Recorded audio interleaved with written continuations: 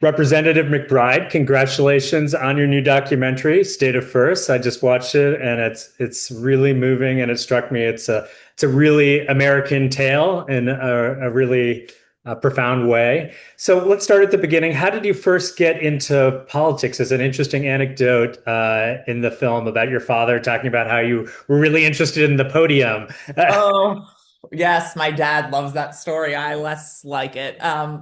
I like it less, I should say. My interest in politics really stem from when I was a kid, feeling alone and scared and wondering whether the heart of this country was big enough to love someone like me. It really stemmed from the crisis of hope that I faced as a young closeted person. Because in that crisis of hope, I went searching for solutions. I went searching for examples of our world becoming kinder and more just and more inclusive. And for me, I found a little glimmer of hope.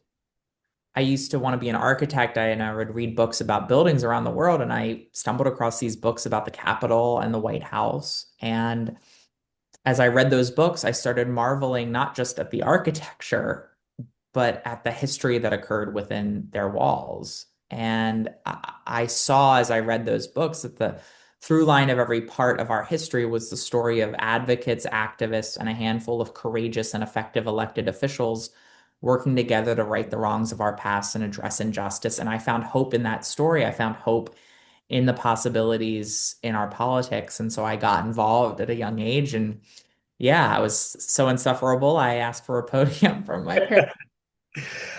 So in the documentary, we see a lot of the campaign that you ran for the House.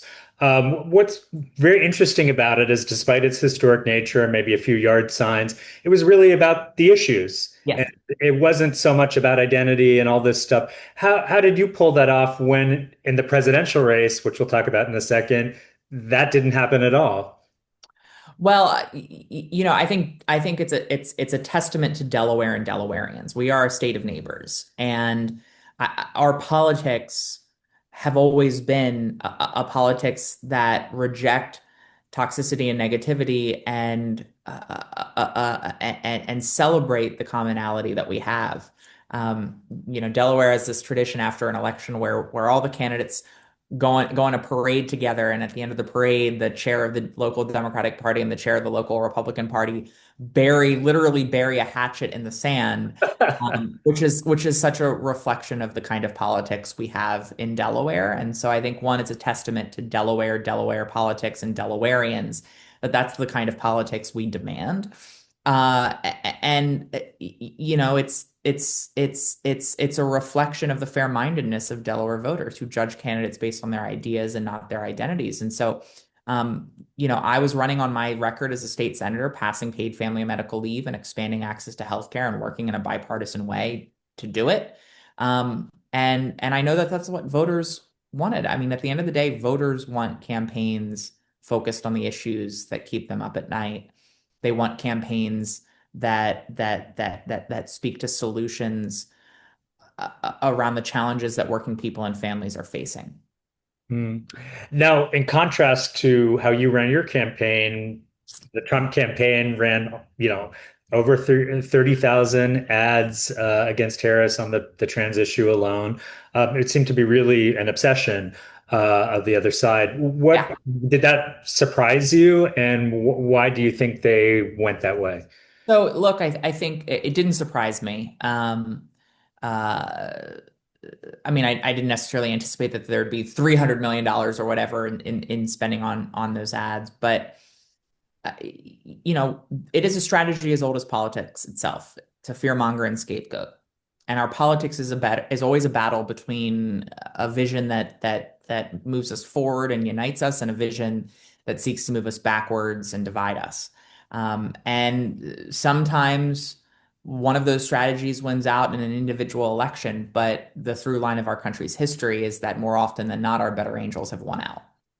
And I think what candidly, I think what was effective in those ads was not necessarily the explicit anti-trans nature of it. It was the reinforcement of a perception that the Democratic Party isn't focused on broad economic issues, that we aren't focused on the broad economic needs of the American people, that we are no longer looking out for the working class.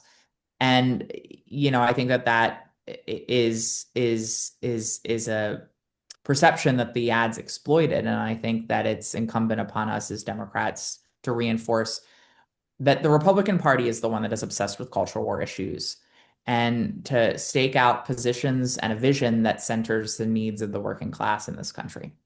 Mm. Now, when you got to Congress, joyous moment. Strangely, you were met with some pushback from some of your colleagues, like Nancy Mace's bill to ban you from using the bathroom. I mean, what did that feel like? I mean, it just is on a human level, that must have felt terrible. Yeah, it was hard. It was hard and painful. I had worked so hard to get here. Um,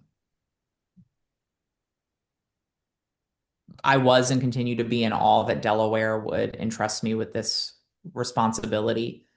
I was and continue to be in awe that I get to walk in these halls that Abraham Lincoln served and Daniel Webster served.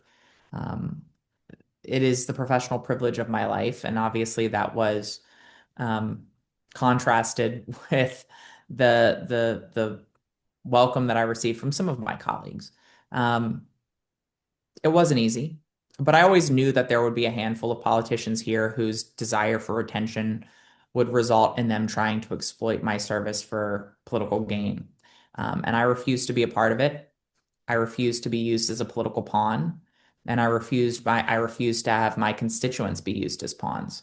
I'm here to work on all the issues that matter. I'm here to be an effective member of Congress, and I'm not here to let a handful of far-right politicians clout chase off of my service.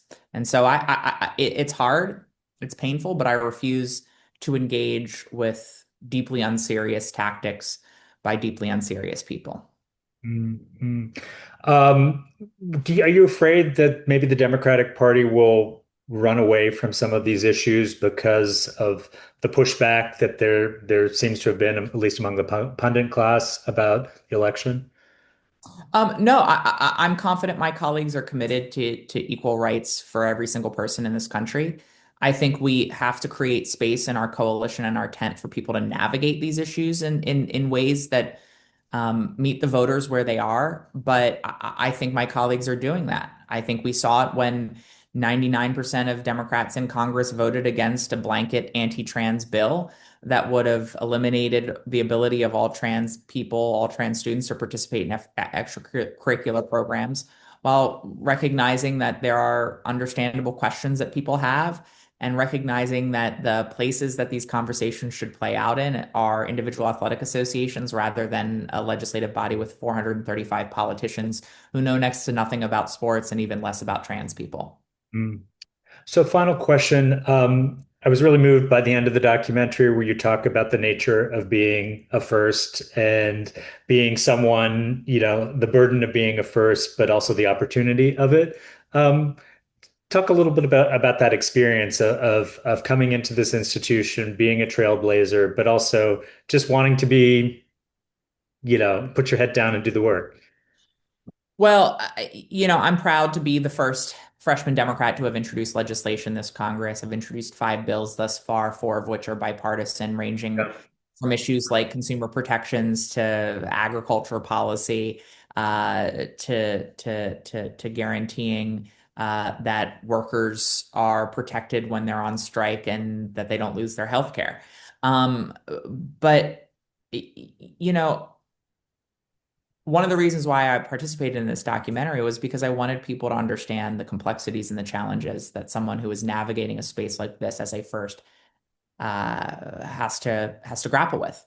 Um, my hope was that in pulling back the curtain and allowing people to see me wrestle with some complicated and challenging circumstances, that one, people could learn from it, so that the people who come behind and follow into these hallowed halls, that they're able to do it even better than I'm doing it. Um, and to reinforce for folks that yes, these are difficult circumstances to navigate, but um, I'm not doing it because I'm fearless. I'm doing it in spite of the fear. And I hope that that empowers someone else who might be a little bit scared to know that they don't have to be fearless. They don't have to be without concern or anxiety to put themselves forward for whatever opportunity they believe that they are worthy of in politics or beyond.